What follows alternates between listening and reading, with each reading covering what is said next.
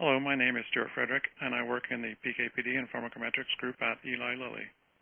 In this lecture, I will be talking about predicting human exposure-response relationships. As you will see as we progress through the lecture, the predicted relationship between exposure and response in humans provides critical information that can be used to guide the early stages of drug development. This lecture has several learning objectives.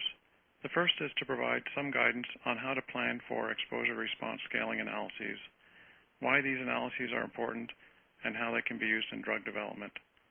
This lecture will be used to provide you with an understanding of the common scaling approaches, which include empirical, semi-mechanistic, and mechanistic approaches.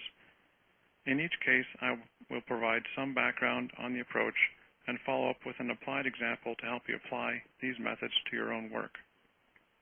Finally, you will also learn about the basic methods that can be used to scale PK so that you can predict PK in humans and therefore translate the predicted exposure response to a predicted dose response in humans. As one would expect, the projection of human exposure response is primarily used during the early stages of drug development. During the stage where lead molecules are being evaluated, the projected exposure response in humans can be used to support the selection of the molecule with the highest probability of having characteristics in humans that will lead to success as it progresses through development. In the following slides, I will cover in more detail how the exposure response can be used to understand the characteristics of the molecule that may lead to success or failure.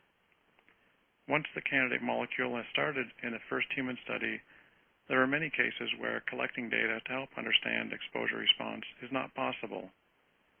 In those cases, the predicted exposure response relationship is still used to help form plans for later clinical studies.